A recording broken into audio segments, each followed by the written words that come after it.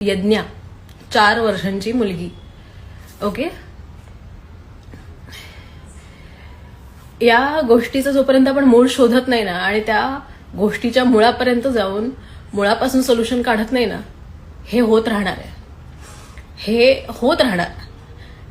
आत्ता वाचणार, आपण रिॲक्ट करणार. मी पण रिॲक्ट करते ना, हे असं आपण रिॲक्ट करणार, हळहळ व्यक्त करणार, बापरे काहीच नाही होणार. उद्यापासून मी माझ्या कामाला लागणार, तुम्ही तुमच्या कामाला लागणार. पण याचं मूळ सापडत नाही ना, तोपर्यंत काहीच करू शकत नाही आपण. आणि जर आता या मुलीला न्याय नाही मिळाला ना, तर ऍज अ सोसायटी आपण फेल आहोत.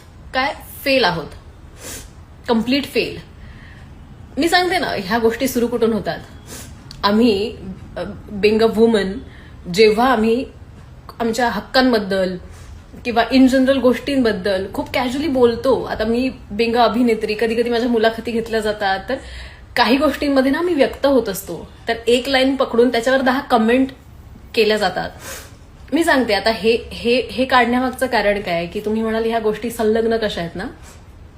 Mentality is the problem. समाजाची जी मेंटॅलिटी आहे ना, ती प्रॉब्लेम आहे.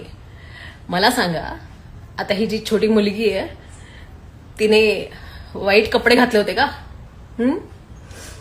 तिने खराब कपडे घातले होते, छोटे कपडे घातले. तुम्ही नाही दोष देऊ शकत तिच्या कपड्यांना. आता 4 वर्षांची मुलगी होती ती. आता काय कराल? आता कोणाला दोष द्याल? सो प्रत्येक वेळी तेच कारण नसू शकतं. मला फक्त हेच म्हणायचंय. मी हे म्हणत नाही की जगात जे चाललंय ते सगळं चांगलं चाललंय, सगळ्या मुली करेक्ट आहेत. बरं, माझं हेही म्हणणं नाहीये. 2 वेगवेगळ्या गोष्टी आहेत अर्थात. पण जेव्हा हे सगळं होतंय ना, तेव्हा आपण या बाकीच्या गोष्टींकडे लक्ष न देता त्याचं मूळ शोधलं पाहिजे. आणि हे जर मी आज व्यक्त नाही झाले ना, तर एक बिंग वुमन मला लाज वाटेल. आणि that's the reason I am expressing.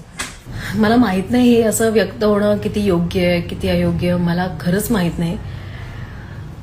पण नाही, हे फार क्रूर आहे. हे फार राक्षसी प्रवृत्ती. ही राक्षसही असे असतील की नाही, आय डोंट नो.